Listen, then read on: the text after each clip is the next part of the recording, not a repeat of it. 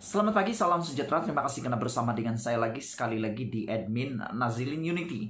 Pagi ini kita akan mengulas sekali lagi tentang lompat party yang telah tular di media sosial.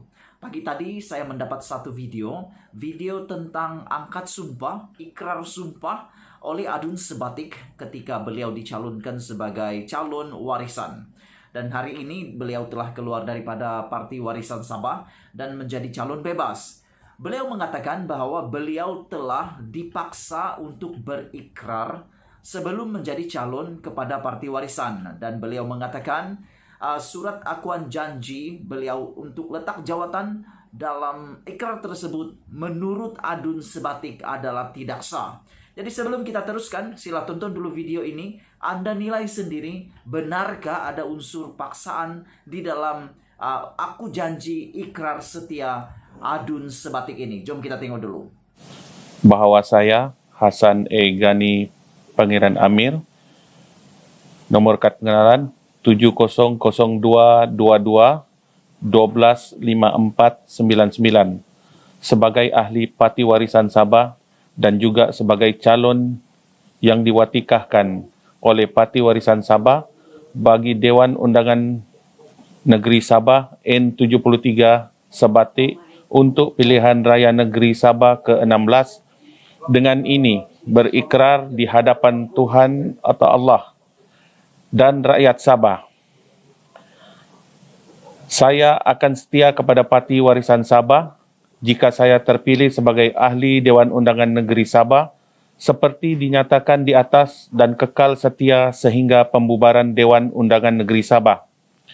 Saya tidak akan mengkhianati kepercayaan Parti Warisan Sabah terhadap saya dan juga kepercayaan dan harapan pengundi-pengundi terhadap saya.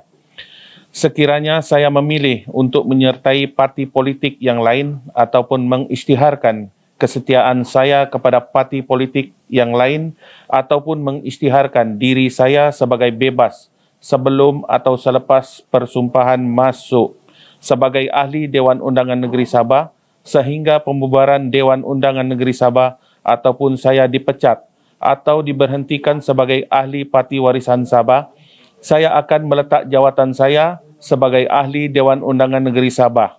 Dan untuk menunjukkan keikhlasan saya dengan ini menandatangani surat peletakan jawatan saya yang akan dikemukakan kepada Speaker Dewan Undangan Negeri Sabah dan Tuan Yang Terutama di Pertua Negeri Sabah jika saya pecah ikrar kesetiaan saya ini.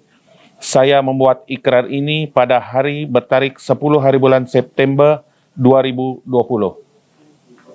Baik, sudah tengok semua kan? Oke, baik. Hari ini kita akan ulas tentang video tersebut.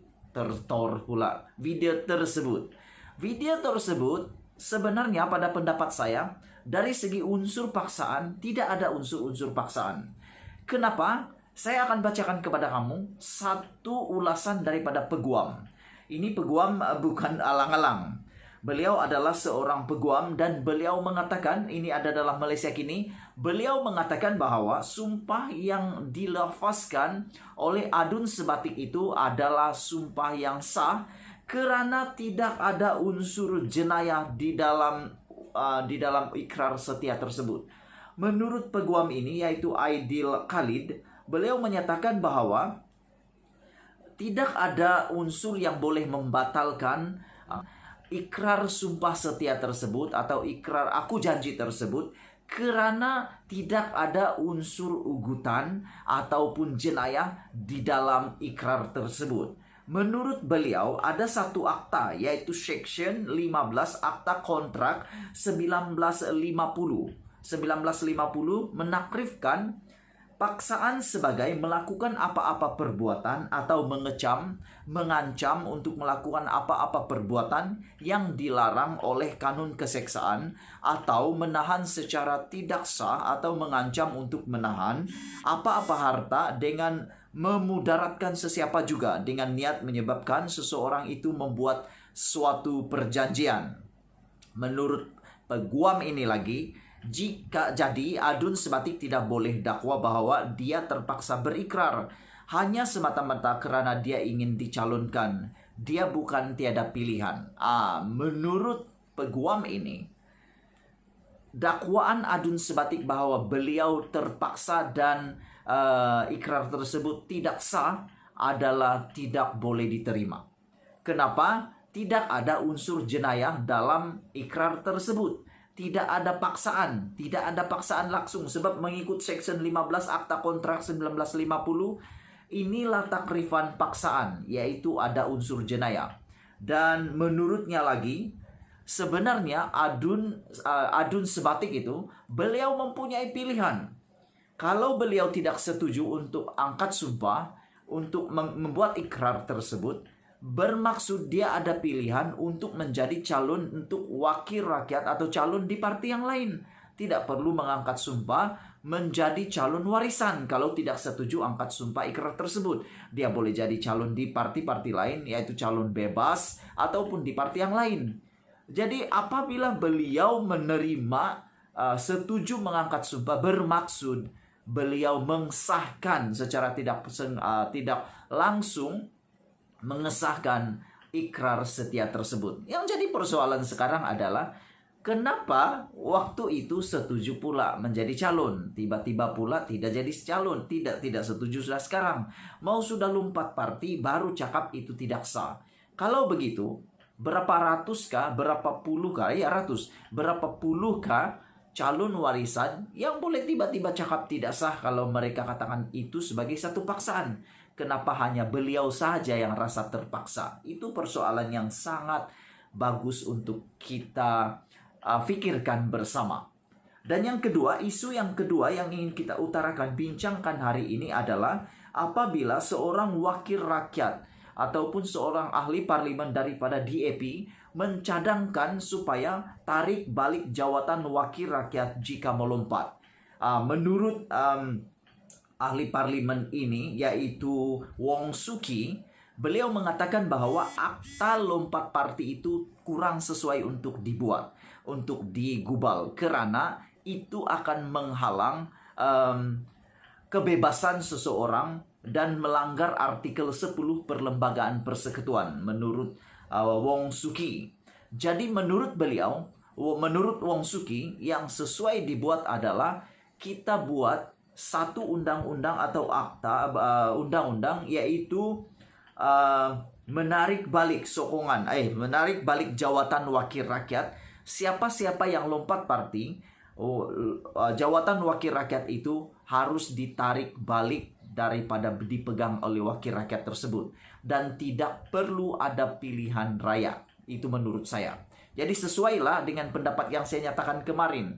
Kalau ada lompat parti, perlu letak jawatan itu perlu diberikan kepada parti yang lama, dan pandai-pandailah itu parti lama memilih wakil rakyat baru menggantikan si pelompat itu, supaya tidak perlu lagi pembaziran berlaku, pilihan rakyat berlaku. Hanya perlu lantikan segera daripada kalangan ahli yang kuat dalam parti tersebut. Apa pendapat kamu semua? Jadi itulah perbincangan ulasan kita untuk hari ini. Dua isu yang ditimbulkan, salah seorang daripadanya adalah peguam dan salah seorang lagi adalah ahli parlimen. Sebelum kita berpisah, saya ingin tinggalkan satu perkara untuk kita semua pikirkan. Adakah sudah waktunya, tiba waktunya sekarang semua parti politik perlu meniru apa yang dilakukan oleh Parti Warisan Sabah.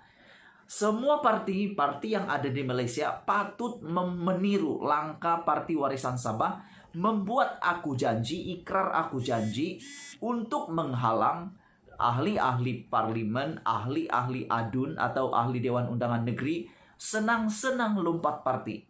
Kita perlu meniru apa yang dilakukan oleh Safi Afdal, yaitu membuat aku janji sekiranya lompat parti, mereka otomatis akan letak jawatan dan mereka perlu menandatangani perjanjian tersebut. Apabila mereka lompat, itu dianggap sebagai surat perletakan jawatan ahli parlimen ataupun adun tersebut.